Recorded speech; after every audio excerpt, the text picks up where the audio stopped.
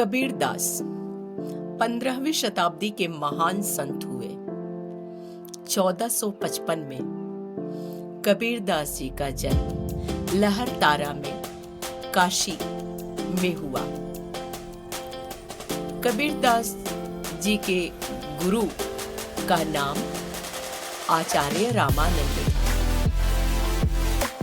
कबीर दास जी की पत्नी का नाम लोई था। उनके पुत्र का नाम कमाल और पुत्री का नाम कमाली था। कबीर दास जी हिंदी साहित्य के निर्गुण संत परंपरा के प्रमुख कवि संत कवि। कबीर दास जी समाज सुधारक, दार्शनिक, चिंतक, विचारक, सुधारक और संत कवि सब कुछ थे। कबीर दास जी के एक पद पर रिसर्च हो जाता है 5 साल का। इतने महान संत थे। सभी जानते हैं कि वे पढ़े लिखे नहीं थे, फिर भी उनका अनुभव का ज्ञान बहुत पक्का था और तीव्र था। भारत भर में वे भ्रमण किए, जहां गए वहां की भाषा को आत्मसात किया। उनकी रचनाओं का संग्रह उनके शिष्य धर्मदास ने की और उनकी कुछ रचनाएं दोहा, पद आदि गुरु ग्रंथ साहब में भी मिलता है। रचना का नाम बीजक है, जिसके 3 भाग साखी, सबद और रमैनी। कबीर दास जी के दोहे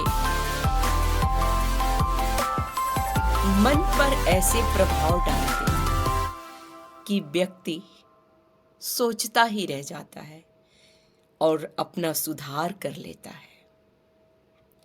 आइए कबीर दास जी के कुछ दोहे से जोड़ती हूं, सुनिएगा। काल करे सो आज कर, काल करे सो आज कर, आज करे सो अब, पल में प्रलय होए, बहुरी करेगा कब। समय के महत्व को कबीर दास जी इसमें बताए हैं। लोग समय को किस प्रकार से बर्बाद कर देते हैं। समय के महत्व को समझाते हुए कबीर दास जी कहते हैं, जो कार्य तुम्हें कल करना है वो आज कर लो, और जो आज करना है उसे अभी तत्काल कर डालो। यह समय तेजी से परिवर्तित हो रहा है, बीत रहा है, हमसे छूट रहा है। अभी तत्काल कार्य को निपटा लो। पता नहीं कैसा समय आ जाए और तुम्हारा कार्य वहीं का वहीं रह जाए। इसलिए समय के महत्व को पहचानो और समय की बर्बादी से बचो। प्रेम न बारी उपजे, प्रेम न हाट बिकाए, राजा प्रजा जो ही रुचे, शीस दे ले जाए। कबीर दास जी का यह दोहा बताता है कि प्रेम का महत्व क्या है। प्रेम किसी बगीचे में नहीं उपजाया जा सकता और ना ही इसे बाजार में खरीदा जा सकता है। यह किसी बाजार में मिलने वाली चीज नहीं है।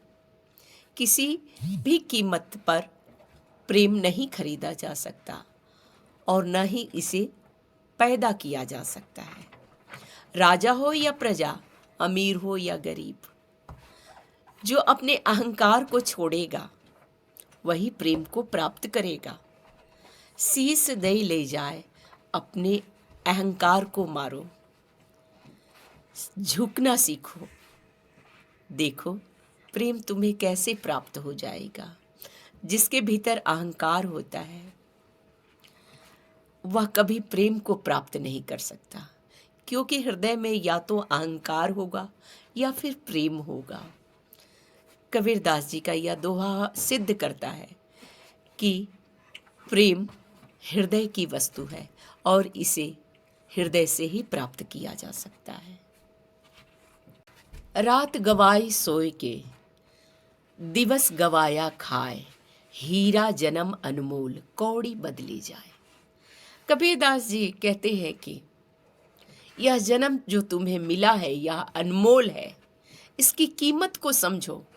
लेकिन यहाँ पे क्या करते हैं लोग, अपने दिन को खाकर बिताते हैं, व्यतीत कर देते हैं बर्बाद करके, और रात को सोकर बर्बाद कर देते हैं। यह समय तेजी से बदल रहा है। जिस हीरे रूपी अनमोल जन्म को तुमने प्राप्त किया है वह सिर्फ खाने और सोने के लिए नहीं है। कुछ अच्छे कर्म करो। तिनका कबहू न निंदे, तिनका कबहू न निंदे, जो पांव तले होए, कबहू उड़े आंख पड़े, पीर घनेरे होए। कबीरदास जी कहते हैं कि किसी को कभी भी छोटा नहीं समझना चाहिए, एक तिनके को भी कम नहीं समझना चाहिए, छोटा नहीं समझना चाहिए। जो पांव तले रहता है नीचे तिनका, कभी भी उड़कर आपकी आंख में लग सकता है और वह आपको घना पीर दे सकता है। इसलिए हमें कभी भी किसी को छोटा नहीं समझना चाहिए। कोई भी हमारा सहयोग कर सकता है और कोई भी हमें दुख दे सकता है। इस दोहे से हमें ये सीख मिलती है।